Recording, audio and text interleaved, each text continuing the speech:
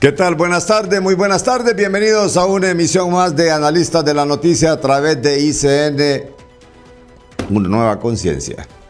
Miren, interesante acontecimiento el fin de semana y algo que no se puede pasar desapercibido. Y fue la celebración del segundo aniversario de la presidenta Castro. Mucho colorido. Muchas movilizaciones, o sea, había mucha euforia, había mucho entusiasmo. Pues eso fue lo que se percibió a través de lo que se vivió en el momento. Sin duda alguna, hay analistas para este tema,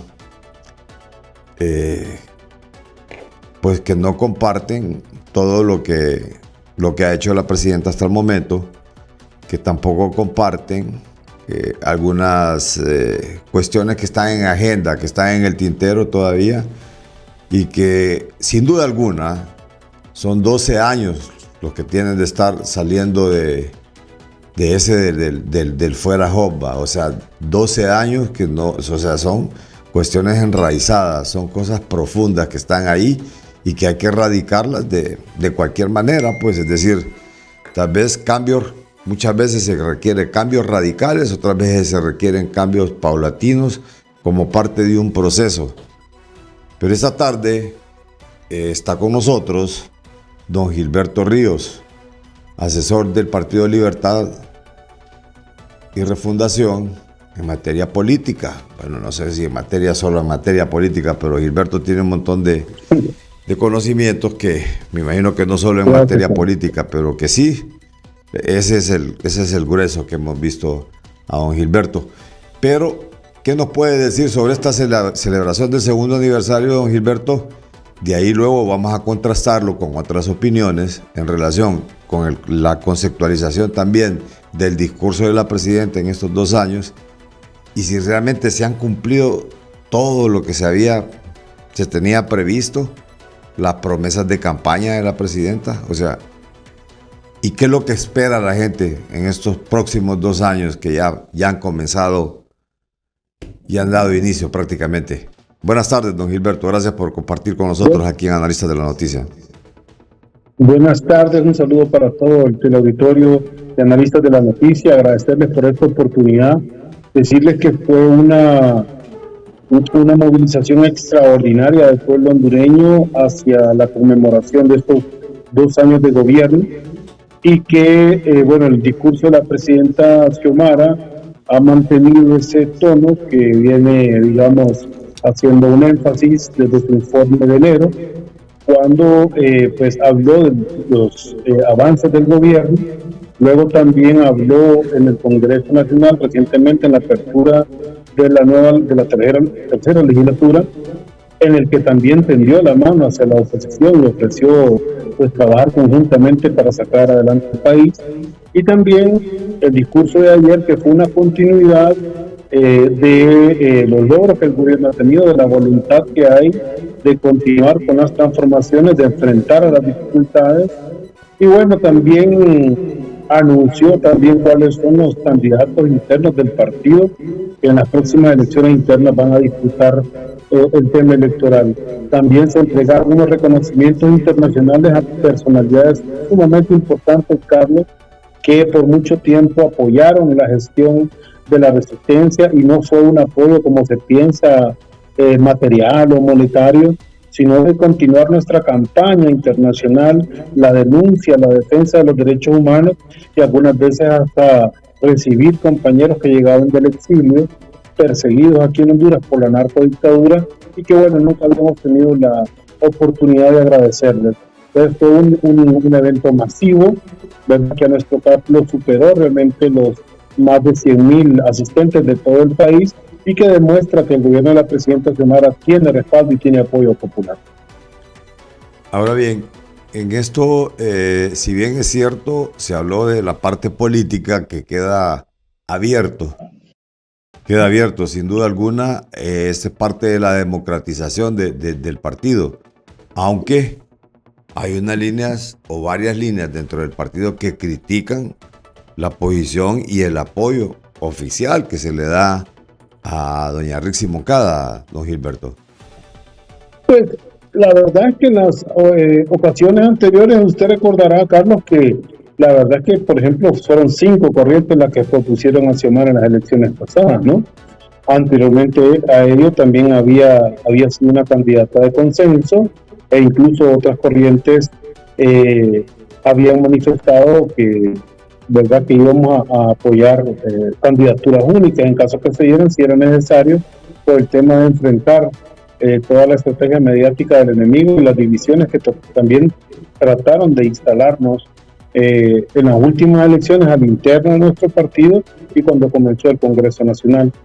Pero no hay una molestia. Lo que pasa es que hay un gran consenso, me parece a mí, de las corrientes principales, las mayoritarias, pero también del liderazgo nacional, de que sería extraordinario que una mujer de la talla de la presidenta Xiomara Castro entregara el poder también a otra mujer después de una elección democrática, por supuesto, y que se continuara este proceso de refundación en manos de mujeres, ¿verdad? Que yo creo que es una deuda histórica que el país ha tenido con las compañeras y que, bueno, Libre está también dando lecciones de feminismo y de participación femenina a través de su gestión.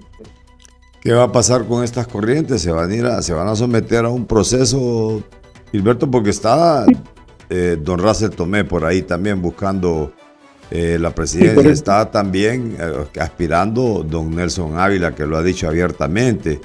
Está don Jorge Calix, también, que no descarta la posibilidad. Está Wilfredo Méndez también de Libertad y Refundación. Entonces, es decir, y está Rixi Moncada.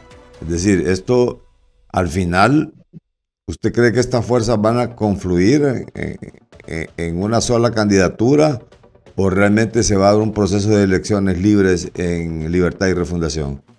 No, va a haber elecciones. Recuerde que además, si hay 4 a este momento corrientes que apoyan a la abogada Rixi Moncada, entonces también recuerde que hay 4 planillas de esas 4 corrientes de alcaldes a nivel nacional, de diputados a nivel nacional. O sea, esa independencia no la pierden las corrientes. Las corrientes, además, también sus propuestas a la dirección del partido para integrarse en la coordinación nacional son propuestas que van en planilla aparte, no son la misma planilla. Al momento, lo que se ha decidido de estas 4 corrientes, o esas 3-4 corrientes, es el consenso sobre la candidata. Lo mismo van a hacer las otras corrientes del partido, las que no suscriben la candidatura de Rixi Moncada, ¿no?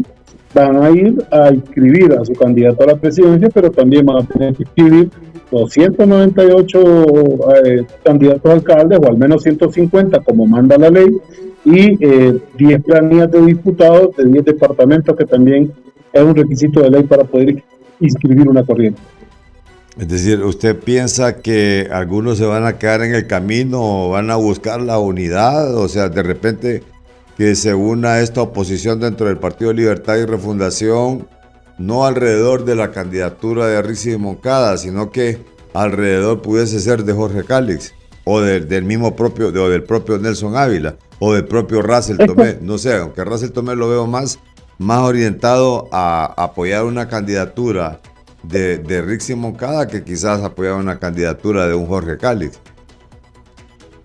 Mire, en política también se trata de cuotas, ¿verdad? O sea, para hablar también de una forma, digamos, que podamos entenderlo. Porque cuando usted no participa, digamos usted, Carlos, se vuelve el candidato favorito de un partido y yo decido apoyarlo. Y entonces nos va a pasar lo que pasó con Salvador Narrala, ¿se acuerda usted? Y Libertad y Refundación, ¿verdad? Que por una parte la sumatoria pues dio 1.700.000 votos, pero siempre se disputa quién aportó más a esa sumatoria. Y nosotros somos conscientes de que fue Libertad y Refundación, pero Salvador dice que tiene 2 millones de votos. Como esto se trata de una elección interna y de medir fuerzas, por supuesto, entonces no es lo mismo un candidato que se suma y apoya una candidatura a candidato que se somete al proceso interno, tiene, como quien dice, su cuota interna de partido, que lo representan por sus propios votos, y luego apoya al candidato que ha salido electo por mayoría, o en este caso a la candidata aparentemente que tiene pues la delantera y que está liderando justamente ahorita mismo el proceso de de, de candidatos dentro del Partido Libertad y Refundación, que es la compañera Richie Moncada. Así que no hay que descartar que se dé una competencia sana interna. Hay quienes incluso creen que con un buen discurso, con una buena estructura, que a pesar de estar el oficialismo del partido apoyando la candidatura de Richie, o que a pesar de que evidentemente sea mayoría, digamos, para algunos, para otros, tienen argumentos, tienen la idea pues de superar esta propuesta, y también tendría que ser, digamos, la acción de Rixi, en el caso de que esto ocurriera, lo de sumarse al candidato o candidata que fuera electa en una elección interna. Entonces, es normal. No creamos que todo se va a dar por consenso, tampoco se está buscando que todo se dé por consenso, sino que se deja pues a la libertad de la democracia interna de nuestro partido. Ahora, esto significa que tenga los mejores cuadros, que tenga, que conforme o que llene todos los requisitos que se solicitan para poder inscribir sus corrientes, definitivamente eso va a ser una elección transparente. Muchas veces esto deja a veces bastantes heridas más bien cuando se dan este tipo de procesos, porque obviamente la necesidad de querer alcanzar el poder o querer obtener más simpatizantes en su corriente, pues se llevan a cualquier corriente, dañan, a veces causan, se resquebrajan muchas veces las organizaciones. ¿Usted espera que no ocurra esto en Libertad y Refundación? Bueno, esperamos que no ocurra, pero tenemos antecedentes también donde hemos visto la mala intención del Partido Nacional introduciendo líneas internas, financiando también candidatos al interno del partido para generar división después.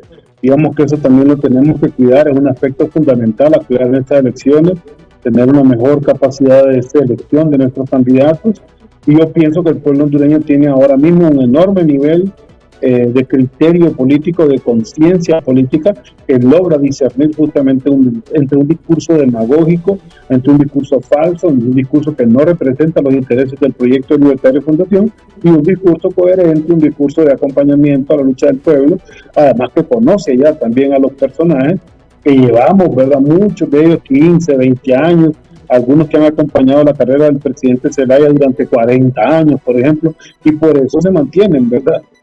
Siendo respaldados por el pueblo, porque hay unos niveles de confianza y aceptación que se han generado a partir de esa constancia y de ese compromiso con las grandes mayorías de nuestro país.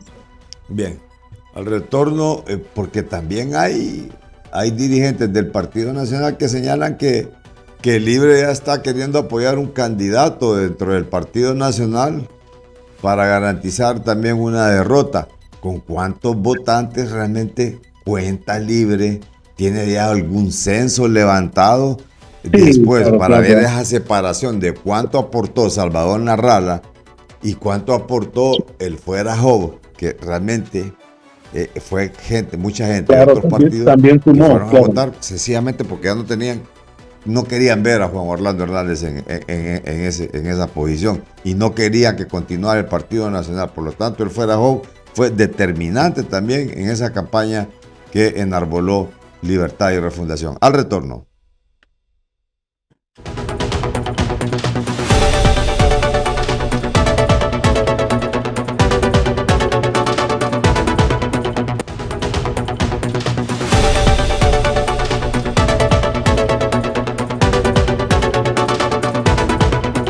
Retomamos esta tarde el diálogo con Gilberto Ríos, asesor del Partido Libertad y Refundación.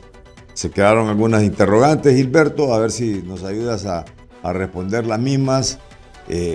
¿Con cuántos? O sea, ya el partido a esta altura cuenta ya con un censo real de con cuántos votantes pudiesen obtener en unas elecciones, no solamente para alzarse a un triunfo de la presidencia de la República, sino que también hay que ver quién es que le sigue, o sea, porque uno siempre ve qué es lo que está haciendo el opositor, ¿verdad? Y no solamente en cuestiones de censo, sino que en cuestiones de posiciones que asumen en relación a diferentes temas o a diferentes políticas que quiere impulsar el gobierno y que definitivamente en algunos casos les da muchos resultados, revierten algunas campañas propositivas del gobierno, y las convierten en campañas negativas, y eso al final de cuentas y tomando en cuenta el desgaste natural que tiene en el poder el partido que se mantiene. Gilberto. Sí, nosotros hemos tenido, digamos, no un censo, porque hay que ser muy preciso en eso. Lo que nosotros hemos tenido es un registro de todas las personas que nos han apoyado en las diferentes elecciones internas del partido, que han sido 4, porque una vez separamos también las de autoridades con las de cargos de elección popular. La sumatoria de todas esas personas que han participado ha sido más de 650,000, que estamos hablando del voto duro de, digamos, de los últimos 13 años, pero que ese es un voto que logra jalar unas simpatizantes alrededor de 1 millón para las elecciones generales con el viejo censo, digamos. Hay un crecimiento vegetativo natural de esa suma, y nosotros pensamos que, digamos, el partido cuenta con no menos, ¿verdad?, de 1.200.000 votos en este momento. Pero el gran elector también en Honduras se vuelve el voto indeciso, el voto no partidario, el voto razonado, que es un voto que andará en este caso por los 500.000, 600.000 votos más o menos, y que nosotros tenemos que disponer de una estrategia que logre captar, ¿verdad?, la atención y el interés de esta población votante. Lo mismo que de los nuevos votantes, que de los últimos 4 años, creo que la cifra la mencionó el compañero Oscar Rivera hace poco. Creo que estamos hablando casi de 300.000 nuevos votantes para las próximas elecciones, tal vez un poco más. Entonces, eso también hay que echarlo en cuenta, digamos, en una estrategia política electoral, porque son sectores que tenemos que irle demostrando cuál es la acción del partido en el gobierno, cuáles son los valores y principios del partido, por qué se ha dado toda esta lucha, todo este sacrificio, todo este compromiso con la transformación de nuestro país, por qué estamos refundando la patria, y hacer de eso además una propuesta electoral atractiva. ¿Qué pasa, Carlos? ¿Cuáles son los grandes desafíos que yo diría que tenemos ahora? Bueno, esas amenazas como las de Milei, por ejemplo, en Argentina, que de repente son unos outsiders de nuevo tipo, estilo Bukele, que se presentan como grandes salvadores, como personas no políticas, como personas que tienen soluciones rápidas e inmediatas a los problemas, pero cuando vemos sus cifras macroeconómicas, tanto en El Salvador como las vemos ahora mismo en Argentina, son un verdadero desastre, ¿verdad? O sea, el gobierno de Bukele es un fracaso económico, ¿verdad? Más allá del tema de seguridad, que además le ha costado al país tener 73,000 reos, que es la última cifra que hay, es decir, casi 4 veces la cantidad de población penitenciaria que tiene Honduras, que básicamente tenemos la misma población, y además una serie de violaciones a derechos humanos. Y vemos también entonces ese paralelo con Argentina, donde llega un presidente que en una semana devalúa la moneda al doble, ¿verdad?, que destruye prácticamente la economía nacional, que destruye la economía popular, y que sin embargo fue votado por un amplio sector de la población, y que aquí en nuestro país personajes políticos como Chano Rivera, que acaba de sacar un partido, o como José Luis Moncada, el Partido Liberal, que fue incluso hasta allá a buscar el triunfo de Milei, celebran las acciones que Milei ha estado tomando, a pesar del rechazo popular que han tenido en Argentina. Y entonces hay que entender, ¿verdad?, que hay un hartazgo que se ha ido generando de manera sistemática con la política, aun cuando la política ya cambió de naturaleza, porque esta ya no es la política de los partidos tradicionales. Esta es la política de los sectores populares, comprometidos con la refundación, con un discurso, con una práctica, con una coherencia. Lógicamente se cometen errores, y cada uno de esos errores son maxificados, ¿verdad? Son pasados por algunos medios corporativos con muy mala intención, y luego encima de esa confusión podrían montar un personaje político que enamorara, ¿verdad? Yo lo dudo, en el sentido que creo que este pueblo ya aprendió bastantes cosas durante este proceso, pero no hay que descartar, ¿verdad? A los que no les tenemos miedo, Carlos, son a los opositores tradicionales. El Partido Nacional en realidad no tiene candidatos. Los candidatos que tiene dan mucha vergüenza después de haber tenido una institución de más de 100 años. Lo mismo pasa ahora mismo en el Partido Liberal, con honrosas excepciones. Hay buenos dirigentes en el Partido Liberal aún, ¿verdad? Hay gente que se ha comportado de manera honesta. Yo diría que Luis Zelaya ha generado un discurso crítico, profundo, honesto, ¿verdad?, sincero. No obstante, no lo miro como candidato de ese partido, al contrario, me parece que lo tienen marginado internamente y que muy probablemente ese partido continúe dividiéndose, lo que nos dejaría básicamente sin opositores. Y bueno, no voy a profundizar, digamos, lo que significa también Salvador Narrala, porque bueno, yo creo que él se ha encargado también de darse a conocer y de demostrar la calidad de persona que es, ¿no? Y eso pues le ha hundido bastante la imagen, y le digo, ni licuados, en un DOC pueden hacer una oposición política capaz de ganarle a la fuerza de Libertad y Refundación. Y ya con esta candidatura de Richie ya se va avisorando pues que comienza la competencia electoral interna. Y yo creo que un poco lo del sábado fue eso también, ese medio término en el que nosotros ofrecemos un informe, pero también ya vamos preparando la carrera política por los próximos 2 años. En resumen, Gilberto, vamos a insertar para ubicar también a nuestros televidentes y a nuestros seguidores en las redes sociales parte del discurso pronunciado por la presidenta Xiomara Castro en este segundo año de gobierno del Partido Libertad y Refundación. Simpatizantes del Partido Libertad y Refundación se dieron cita el sábado a inmediaciones del Boulevard Suyapa en conmemoración de los 2 años de gobierno de la presidenta Xiomara Castro. Durante su discurso, Castro destacó que su proyecto refundacional avanza de forma decidida e incontenible. Quedó claro y demostrado que mi plan de gobierno, basados en los principios del socialismo democrático, avanza de forma decidida e incontenible. El proyecto de refundación nacional lo estamos cumpliendo fielmente y sus resultados a nivel nacional e internacional han sido reconocidos y están a la vista. Hoy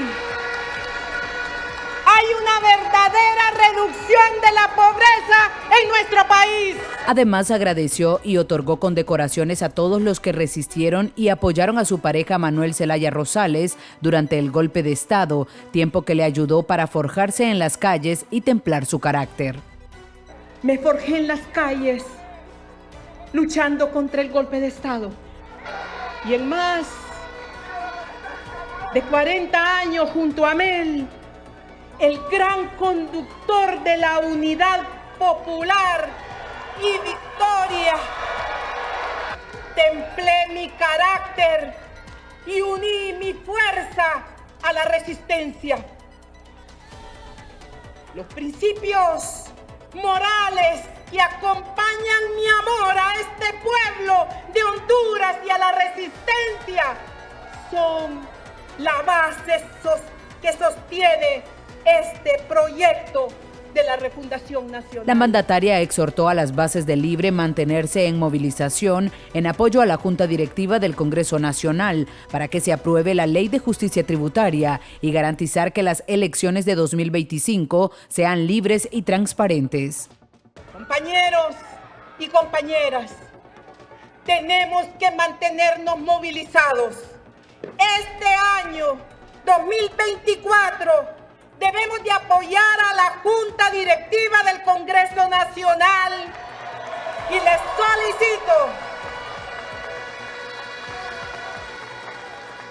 solicito aprobar el proyecto de la Ley de Justicia Tributaria. Pueblo hondureño, para defender nuestros triunfos y garantizar que las próximas elecciones sean libres y transparentes, debemos mantenernos en movilización. Finalmente, la gobernante celebró que durante sus 2 primeros años de mandato se ha cumplido a cabalidad su plan de gobierno, con el mayor crecimiento económico, construcción de carreteras y hospitales, entre otros, obviando el cese a los femicidios y la instalación de la Comisión Internacional contra la Corrupción e Impunidad en Honduras, CICI. Este es un informe para ICN Noticias. En resumen, ahí está. Pero también hay algunos sectores que señalan que se necesita por lo menos un 8% de crecimiento, don Gilberto. y que sí, claro, esa cifra realmente es bien baja, y que también hay críticas en cuanto a la reducción de la pobreza. Creo que hay un texto, creo que tenemos algo que ha posteado Pedro Barquero en ese sentido. Sí. A ver si lo ubicamos ahí en pantalla. Necesitamos crecer al menos un 8% anual sostenido por varios años para salir de la pobreza. Estamos creciendo lo mismo que en los años anteriores, de 3.5%, que es insuficiente. Eso es lo que ha señalado Pedro Barquero en relación a esto, Gilberto. Con todo respeto, Carlos, yo sí siento que el criterio de Pedro es no solo tergiversado, es insuficiente. Es equivocado. Digamos que es un mal lector que es un mal lector. Y de la economía también. Porque no es, bueno, desde el punto de vista regional, somos la sexta economía que más creció. Somos 27 países en América Latina, ¿verdad? Nosotros crecimos a un ritmo de 3.3, 3.5, dependiendo de la fuente que estemos tomando. Generalmente tomamos CEPAL, que es un organismo de Naciones Unidas. El promedio regional fue de 1.9, es decir, estamos casi al doble del promedio regional, tomando en cuenta la carga fiscal, la carga de deuda y todo lo que heredamos de la narcodictadura. Y bueno, y ese 3.6, Honduras tiene el primer lugar en haber distribuido más esa riqueza, porque no, usted recuerda cuando siempre nos decían 4.5, 5, 3 puntos y algo en otros momentos de la economía nacional. Ese dinero, ese recurso, la verdad que tendía a concentrarse en muy pocas manos, en lo que nosotros llamamos la oligarquía. Luego ellos legalizaron incluso que ese mecanismo fuera más eficiente, crearon estos fideicomisos, por ejemplo, para administrar ellos el dinero del Estado y robar más también. Y luego también, se legalizó que no pagaran impuestos, ¿verdad? Que es la gran batalla de la tributaria. Imagínese usted, Carlos, que si hubieran pagado durante estos 14 años todo lo que se le ha eximido al actor, que se le ha dado estos privilegios en el país, son alrededor, las cifras exactas son más de 502 mil millones de lempiras, o sea, más de 24 mil millones de dólares, y usted sabe que la deuda externa actual es de 20 mil millones de dólares. Así que 20.800, una casi millones de dólares. Así que nosotros hubiéramos perfectamente podido pagar la deuda si la élite de este país pagara impuestos, ¿verdad? Pero no paga impuestos. Entonces, con el poco dinero que se recauda, ¿verdad? Apenas, ¿verdad? Ajusta. En el caso del año pasado, se utilizó casi el 51% del presupuesto general del Estado para pagar servicio de deuda, ni siquiera capital. Pero como ahora aumentó la recaudación también fiscal y también el tema de las aduanas, entonces estamos en 87.000, creo, de recaudación fiscal, y en el caso de las aduanas este año estamos en 55.000 millones de lempiras. Eso significa que ahora tenemos muchos más recursos y que en términos relativos lo que pagamos de deuda es menos del 50%, casi el 48%. Entonces, tenemos más dinero para inversión social, más dinero para crecimiento, en la medida también que este dinero, y esto también es bastante demostrable, ha sido utilizado de manera transparente y eficiente, ¿verdad? También por ahí el politólogo Edgardo Rodríguez, ¿verdad?, que se ha vuelto un activista del Partido Nacional y que tiene algún barniz también de académico, decía que este es un gobierno lleno de escándalos de corrupción, y empezó a mencionar una gran cantidad de datos hace poco en un foro público que en realidad no corresponden a la realidad. Y exactamente lo mismo hace Pedro Barquero, y creo que ya están en esa estrategia, Carlos, de que si no puedes convencerlos, al menos confúndelos, ¿no? Pero creo, como le digo, que el pueblo hondureño tiene una noción más clara de la gestión que se está haciendo, y además que se está por las vías oficiales constantemente informando, con las limitaciones lógicas del caso, pero de todo lo que el Banco Central, la economía, y en general el gobierno está haciendo para salir adelante de esta situación. Le recuerdo también que con relación al año pasado, la tasa de inflación se disminuyó a la mitad, y el otro gran debate con el tema de la reducción de la pobreza es que efectivamente el año pasado había habido, el primer año de gobierno ya había habido una recuperación de sectores que se habían pauperizado con el tema de la pandemia, y no se publicaron, no porque se estuviera diciendo que en el gobierno de Juan Orlando o sea, porque se iba a hacer un favor, digamos, a Juan Orlando al publicar estos datos.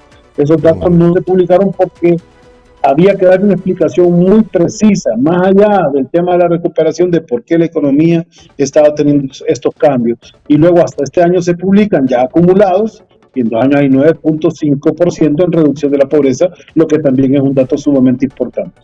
Bueno, precisamente aquí tratamos de buscar el balance, tratamos de buscar un equilibrio y no quedarnos solamente con una sola opinión, porque si no, se dice, si solo tenemos un sector, dicen, solo ese sector escuchás. Si escuchás el otro sector, por lo menos buscas un balance y sacas tus propias conclusiones. Y en este caso, como los analistas son los invitados que traemos aquí y la gente que nos ve, porque uno al final solo sirve de canal y sirve de medio. Al retorno, otras opiniones, también para que las compartan con don Gilberto Ríos. Muy bien.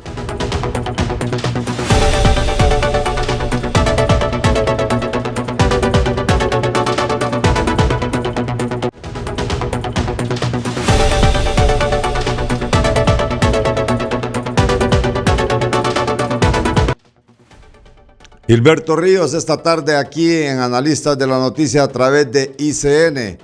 Don Gilberto, ha posteado también el CNA algunos puntos en los cuales consideran que se ha cumplido a medias o parcialmente, y en algunos que definitivamente así lo han titulado. Así avanza la refundación. Propuesta: construir una nueva democracia participativa a través de una Asamblea Nacional Constituyente. Sin cumplir, el asesor presidencial Manuel Zelaya asegura que no hay condiciones. Una constituyente es un pacto entre los partidos, por lo tanto es un rumor malintencionado. 2. El Estado retoma su responsabilidad de planificar todas sus políticas y actividades sociales, económicas, seguridad y medio ambiente en proceso. En reunión de gabinete, la Secretaría de Planificación presentó el documento titulado Transformación de un Estado liberal fallido a un Estado socialista democrático. Se desconoce el contenido del documento y de los logros en el año. Son 2 puntos que están señalando ahí. A ver qué nos puedes decir antes para después ver los otros 2 puntos que plantean ellos. ¿Qué nos puedes decir en relación a esto, Gilberto? Bueno, lo primero, con respecto a la constituyente, se repitió con mucha énfasis, pues, que no íbamos a nosotros a optar en este gobierno a una Asamblea Nacional Constituyente, que es un gobierno de transición de la narcodictadura, pues, hacia el Estado de Derecho, pues, que conocemos, que básicamente es una estructura, pues, la estructura clásica de la democracia formal liberal. Y luego también con el otro tema que menciona ahí, que es con el documento presentado por Planificación Estratégica, pues se apoya mucho en este prejuicio del CNA, que es un instrumento de la Embajada Norteamericana, desgraciadamente, ¿verdad? Ya no es un peón de Laura Dogu, y está ahí ni siquiera para hacer crítica, ¿no? Está ahí para generar esa discordia, para plantarse con además con unas poses que son insoportables, ¿verdad? Porque son exageradamente teatrales y poco honestas y sinceras, ¿no? Y entonces, nosotros cuando planteamos la creación de un Estado socialista democrático, planteamos un Estado donde exista un balance, obviamente, en el que el Estado tenga más poder que el mercado. No un balance donde el mercado desaparezca, ¿verdad? Porque nosotros, básicamente, el 80-90% de los empleos del país, de la economía del país, depende de la iniciativa privada. Lo que ocupamos es un Estado que lo regule, un Estado que le ponga normas, un Estado que lo haga además ese mercado en función de las necesidades de las poblaciones y no en función de las necesidades de los bancos, del capital financiero y de todo lo que nosotros vimos en los años anteriores. No es muy complejo de entender, Carlos, pero como se ha saturado, digamos, el ambiente de criterios y conceptos sobre estos temas, pues la gente siente rechazo porque siente que no lo va a comprender, pero es muy sencillo. Es básicamente poner a la persona humana en el centro del interés del Estado por encima del interés del mercado. Los capitalistas dicen que eso no es posible, porque dicen que lo que primero hay que tener es dinero, ¿verdad? Para poder ayudar a los demás. El dinero lo generan siempre los trabajadores, pues, y a quienes no se les otorga el dinero son a los trabajadores, a los que vivimos de nuestro salario y que no tenemos otro capital que nuestra propia fuerza de trabajo, es decir, la gran mayoría de la población. Y esa es la prioridad del sistema socialista democrático, que no es la prioridad del sistema de mercado neoliberal. Sí, vamos a ver si colocamos el otro. Dice la propuesta: implementar una política pública integral de protección a las personas defensoras de derechos humanos. Se desconoce. Defender los derechos humanos. Acciones. Las y los defensores de derechos humanos han cuestionado la falta de apoyo de la Secretaría de Derechos Humanos, que por cierto sigue tomada. Además, varios empleados han denunciado la violación de sus derechos en la institución y algunos hasta han renunciado ya. El otro punto que señala, la propuesta fue, permítame, dele para atrás, que no lo he terminado de leer. Educación, brindar un sistema capaz, crear un sistema capaz de brindar educación gratuita y universal, reinstaurando la matrícula gratis y una merienda idónea. Parcialmente lo califica el CNA. A través de CEDESOL, el programa nacional, el Programa Nacional de Alimentación Escolar ejecutó 1.022.000 lempiras en 2023. El programa provee 1.022 millones. Provee un plato de comida diario a cada niño matriculado en el sistema de educación pública durante el año lectivo. Vamos con esos dos puntos, Gilberto. La presidenta Xiomara recibió un premio internacional justamente en Francia por el éxito del tema de la merienda escolar, ¿verdad? Se han dado cifras exactas de parte de CEDESOL de cuál es el impacto que está teniendo esta política y se ha generado también una gestión importante para que se mantenga. Además de que, bueno, ya se inició la reparación de más de 2.000 escuelas, más hay que tomar en cuenta los 284 millones de dólares no reembolsables de parte de China, de la República Popular de China, que está destinado exclusivamente para la reparación de más centros escolares, alrededor de 5.000 o 6.000 según nuestras cuentas, por lo que podríamos estar llegando, digamos, a cumplir la meta al final del otro año con respecto a la reparación de las 12.000 escuelas que se encontraron en total estado de calamidad. Eso, los 170 días de clase recuperados este año. Recuerde que el año anterior, que veníamos de pandemia, la propia AFJ reconoció, ¿verdad?, que el año anterior, me estoy refiriendo al primer año de gobierno, hubo 100 días de clase aproximadamente, el segundo ya hubo 170, por lo que ellos mismos ponderaron como positiva la gestión de educación, siempre y cuando, ¿verdad?, recordemos, ¿verdad?, la situación que teníamos anteriormente de esta gestión de la presidenta Xiomara. Vamos a ver si ponemos, creo que hay últimas dos imágenes por ahí a nuestro productor. También sobre lo que el CNA considera precisamente esto. Aquí está. Ley de especial para la gestión, asignación, ejecución y liquidación de rendición de cuentas de fondos públicos para proyectos de orden social, comunitario, infraestructura y programas sociales. Esa fue la propuesta. Y la lucha contra la corrupción y el abuso de poder. Dice, acciones. A pesar de estar derogada, el diputado Luis Redondo sigue otorgando subvenciones a los congresistas. De ellas no hay claridad ni rendición de cuentas, sin aplicarse. Otra propuesta, instalación de la CICIG. Se espera la nota, esto está en proceso, según el CNA. Se espera la nota de la ONU para establecer la fecha de la primera ronda de negociaciones y la agenda. El otro que está ahí. Y ahí vamos a dejarlo en un lugar también para que también ubicar a la gente de lo que está hablando don Gilberto, ¿no? Auditar todos los fondos públicos, especialmente subsidios asignados y erogados por la Presidencia de la República y el Congreso Nacional, sin cumplir. Ese es el calificativo que le da, la calificación que le da el CNA. La falta de transparencia y la opacidad han sido una constante en el Congreso Nacional. no, ya que ha cerrado las puertas a la veeduría que realiza el CNA con el mecanismo de incidencia ciudadana MIC. Ahí está, don Sí, Gilberto. esto es totalmente falso, Carlos, ¿verdad? Que no se ha actuado con transparencia, que se ha estado utilizando mecanismos que no son los adecuados para para que la población pueda comprobar dónde están los recursos del Estado, cómo se han utilizado, lo mismo los subsidios del Lo Congreso, que lo además deja son para legales, mañana, ¿no? aparecen en un artículo, ¿verdad?, del Congreso Nacional. O sea, tenemos la posibilidad, perdón, creo que corté, no sé si corté. Y creo que Gilberto, creo que tuvo un problema. Ah, ya. Ahora sí, tenemos un problemita Perdón, de perdón, sí. ubicación. Sí, Esperemos que solo haya sido de pero teléfono, no, ¿va?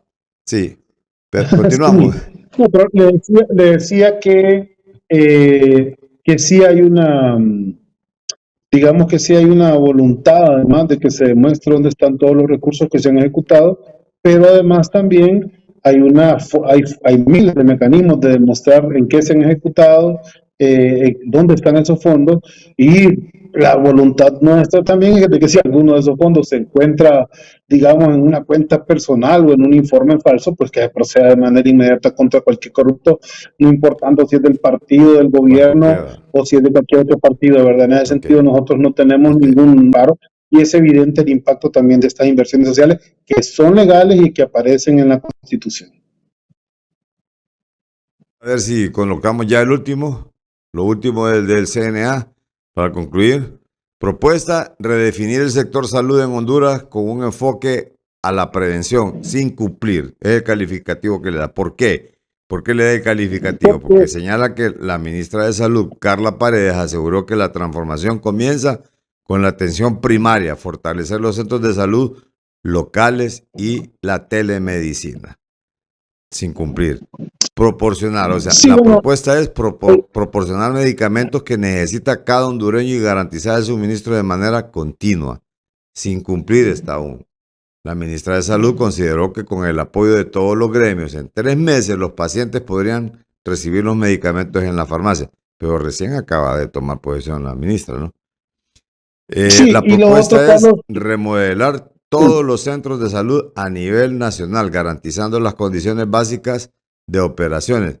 Está en proceso, igual que el anterior, diría yo que está en proceso también, porque acaba de asumir esto, pero fue una propuesta realmente la que están viendo, no necesariamente la respuesta de la ministra, por sino que fue una propuesta de gobierno.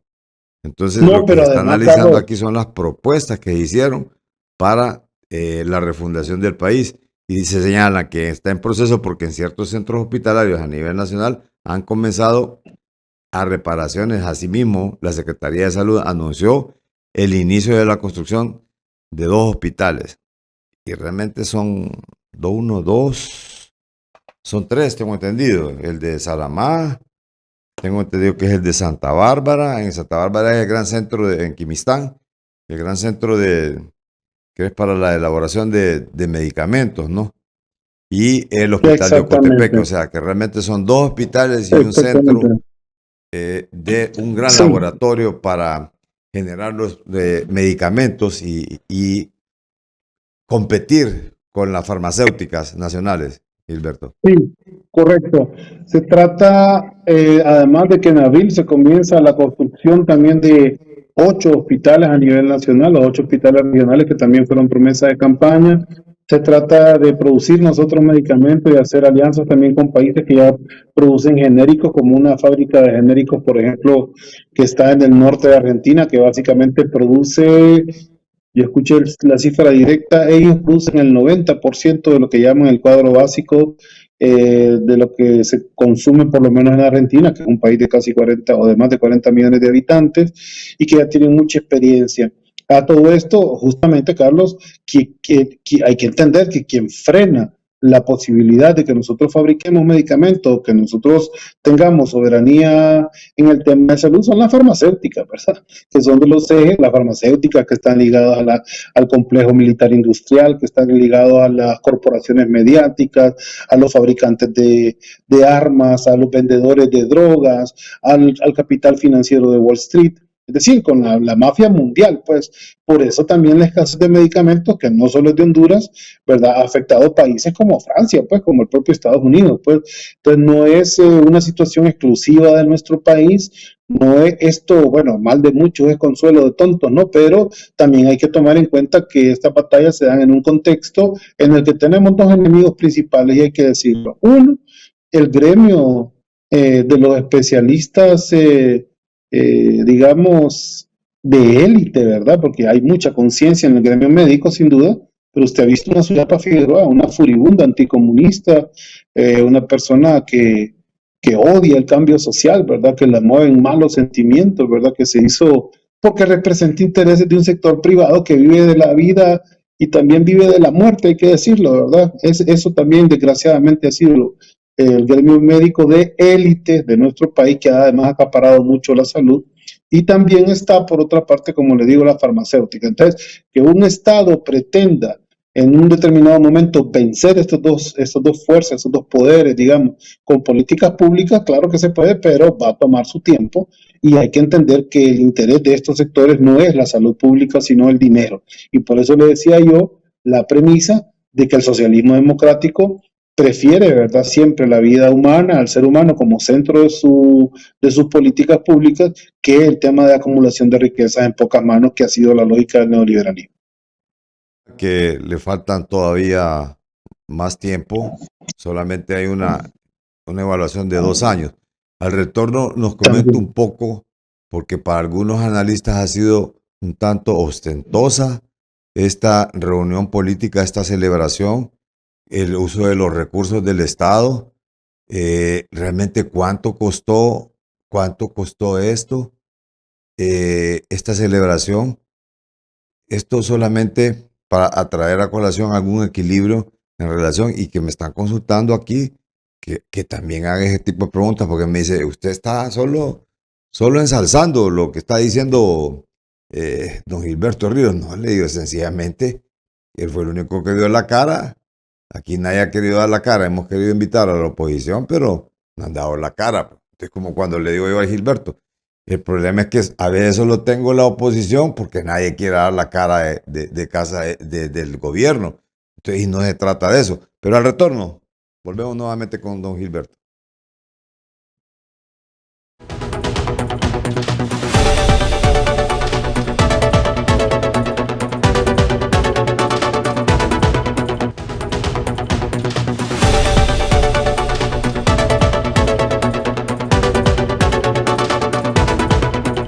Bien, y ahí están las interrogantes, don Gilberto. O sea, algunos analistas han considerado de ostentoso, algunos analistas consideran que se utilizaron los recursos del Estado, que lo que antes era malo también sigue siendo malo.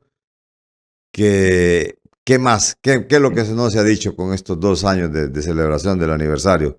¿Qué se puede decir en relación a esto? Porque vimos también que se estrenaron hasta las motoambulancias, que eso es una buena noticia sin duda alguna, pero dice alguna gente, debieron utilizarlas primero para estrenarlas en algo que sirviese a la población, pues, y no para sacarlas. O sea que lo que dice la gente. Ajá. O sea que la gente piensa que la militancia del libre no es población. Mire, fue un acto en un 90% financiado con fondos del partido, tanto transporte como alimentación, como combustible, las personas que vinieron. Dejo el otro margen porque también están los invitados internacionales, que obviamente la presidencia de la República tiene la potestad de hacer eso no es un acto de corrupción. También tiene que ver con el pago de la tarima, el pago del sonido, es decir, esas prerrogativas las tiene una presidenta, y tampoco es cierto que fue un gasto multimillonario falso, ¿verdad? Pero la mayor parte del dinero, yo le digo, más del 90% a mi criterio, está financiado por la propia militancia, que a la militancia no se le tiene que estar pagando ni dándole panes con mostaza ni ningún tipo de incentivo, ¿verdad? Para que asista a estas actividades, sino que se hace de manera totalmente voluntaria y más bien con la pena. Más bien nosotros en eso hemos pedido disculpas porque hubo algunos cambios de horario durante la semana que confundieron a algunos dirigentes y que desgraciadamente no todos pudieron llegar a tiempo al momento del discurso de la presidenta Xiomara. Pero Pero sí también, fue Gilberto, una como también hubo gente sí. que se quedó después de la manifestación o de la concentración, la dejaron botada también. Sí, es que eso, mire, nosotros lo tenemos bien estudiado. Como se hace la convocatoria Tegucigalpa y ya nos Ajá. había pasado la última vez, hay muchos que se vienen sin un esquema de organización, ¿verdad? Si yo me voy para San Pedro solo porque hay una concentración, yo no tengo dirigente a qué referirme, digamos, si no fuera una figura del partido, ¿no? En este Emotivamente dice caso, usted que salieron algunos. muchas personas se vienen con sus propios medios esperando también que aquí se resuelva. Obviamente que si nosotros encontramos un compañero desamparado del partido, lo vamos a apoyar como cualquier otro hermano nuestro, ¿no? Pero tampoco eso se puede prever. O sea, eso sí que, solo que anduviéramos buscando gente pues perdida, ¿me entiende? Y es Sí. hubo también el caso de personas que se montaron en buses que no eran los que iban a sus lugares y bueno, terminaron en otros departamentos, pero ya son problemas de coordinación justamente los liderazgos de nuestro partido que tenemos que ir mejorando para que estos actos sean cada vez más ordenados, más eficientes y con una demostración política más ordenada. Hubo alguna logística que se utilizó también del cuerpo de bomberos, el hecho de mostrar también estas imágenes ¿Cómo se de hace? las motocicletas, motoambulancias, a ver si las colocan ahí en Sí, producción. pero también recuerde, Carlos, que eso se hace en peregrinaciones de la Virgen de Suyapa, eso se hace en encuentros deportivos, es decir, el Estado a disposición mecanismos de seguridad, de COPECO, de la Policía Nacional para cualquier concentración masiva, para una marcha religiosa, es decir, no necesariamente tiene que verse, digamos, con un aspecto crítico negativo, ¿verdad? El hecho que en este día, por ejemplo, o de mucho público se aprovecha para mostrar cosas del Estado y no exclusivamente, ¿verdad? Se ha hecho para este evento. Sí, sin duda alguna que siempre se van a recibir este tipo de críticas, ¿verdad? Porque es más, he dicho, se Así es. utilizan los canales del Estado para hacer este tipo de actos que son políticos y que conllevan también un fin político. Pero también es una Sí, celebración correcto. de un aniversario de un gobierno, pues, o sea, que está No, y precisamente un en el proceso, poder y que es para y dar a un conocer proceso, algunas ¿verdad? cosas también que se han hecho. Sí, más que un acto político, digamos, proselitista, también era la conmemoración de 2 años de haber vencido a la narcodictadura, de habernos quitado de encima un tipo que ahora mismo está preso en Estados Unidos por narcotraficante, que ya lo van a juzgar, que el hermano está preso, al igual que el hijo del expresidente también que estuvo en el poder, Fabio Lobo también está preso. Es decir, aquí teníamos el AMPA, ¿verdad?, gobernando el país. Y ahí tiene todavía todos sus capitales en muchos de los bancos y medios de comunicación corporativos, justamente haciéndole la guerra a la presidenta Xiomara y al gobierno de Libertad y Refundación para tratar de tergiversar las verdaderas intenciones que tiene este gobierno. Pero ahí está, el pueblo está claro. El pueblo tiene claridad hacia dónde avanzamos, con qué intención avanzamos, y esos 2 años eran más que merecidos celebrarlos por parte de la presidenta Xiomara. Si me reitera cuánta gente agruparon Nosotros, en este evento. Nosotros calculamos, por las cifras que tenemos de los buses que vinieron del interior, más los dirigentes, estábamos hablando de aproximadamente entre 100 y 110,000 personas, pero algunas de ellas llegaron tarde. Yo le digo, por lo menos contabilizamos una veintena de buses, Carlos, que llegaron tarde al discurso de la presidenta y que básicamente solo llegaron a devolverse al país. Gente con la que no pudimos coordinar bien los horarios y que, como yo le digo, le pido disculpas también en nombre pues, del comité organizador del que yo formaba parte. Lo que pasa es que yo estaba en la parte de comunicaciones, no en la parte de organización logística, lo que no me quita responsabilidad y la que la verdad nos hace a nosotros tener mucha pena con ellos que no pudieron llegar pues a ver a la presidenta, que era el gran cometido que se tenía ese día. Otras veces también se ha criticado el hecho de que el Instituto Hondureño de Transporte Terrestre no detuvo ninguna unidad del transporte, pues y siempre le ocurre al BOC, que era la queja de la oposición, ¿verdad? Es decir, que les detienen los buses a los eventos, pero que no se da en estos casos. Bueno, la verdad es que como se dio el 29 de agosto, el 15 de septiembre y los otros días que nos movilizamos, todos los buses que venían de parte del partido tramitaron a tiempo su permiso para circular fuera del área donde está, donde se circunscribe pues su contrato, porque cada unidad de bus, entiendo yo, interurbano, urbano, tiene un área de operación y para salir de esa área de operación hay que pedir un permiso en el Instituto de Transporte. Pues me parece que sí se hizo a tiempo. En otro tiempo también el propio comisionado de transporte en este momento, Rafael Barahona, ya había anunciado que eso se había tramitado con tiempo y por tanto no previmos de ninguna forma tener un tipo de problemas de eso. Lo que no hizo el BOC, que fue justamente por eso que se detuvo su unidad, porque eran unidades circulando fuera del perímetro autorizado por la ley. ¿Cómo no? Muchas gracias, Gilberto. Buenas tardes. No, muchas gracias a usted, Carlos, y éxito en su nuevo programa, bueno, en su nuevo canal, y verdad, y siempre a sus órdenes. Bien, muchas gracias. Gilberto Ríos, asesor de Libertad y Refundación. Hasta aquí, analistas de la noticia. Buenas tardes.